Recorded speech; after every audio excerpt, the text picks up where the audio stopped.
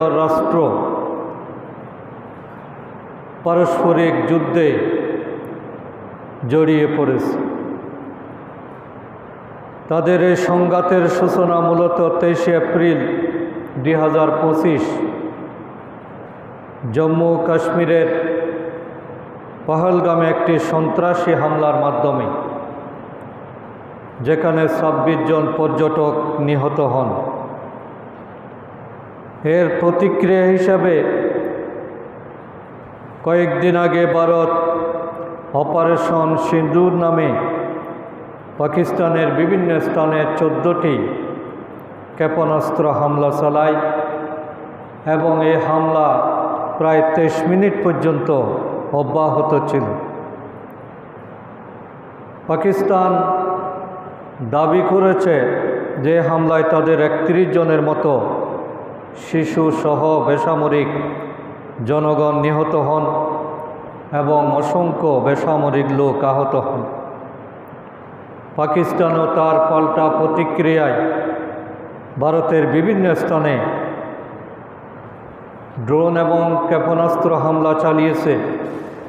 তাদের বেশ কয়েকটি যুদ্ধবিমান ভূপাতিত করা হয়েছে, পাইলটকে বন্দী করা হয়েছে।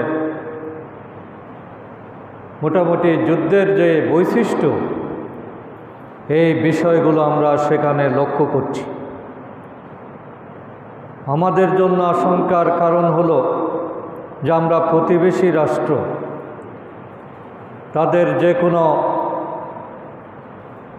অসংলগ্ন এবং সন্ত্রাসী কর্মকাণ্ড,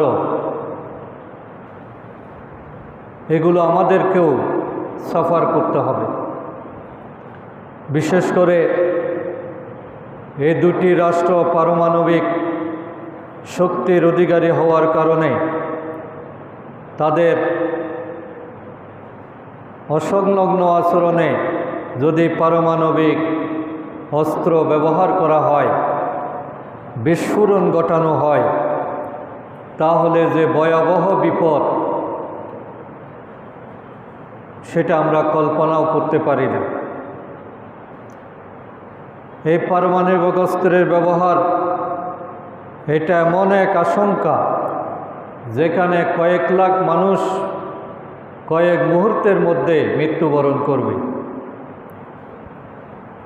এবং শুধু তাৎক্ষণিক মৃত্যুবরণ নয়, এটার দীর্ঘমেয়াদী প্রভাবের কারণে অনেক বছর ধরে তার তেজস্ক্রিয়তা, বিকলাঙ্গতা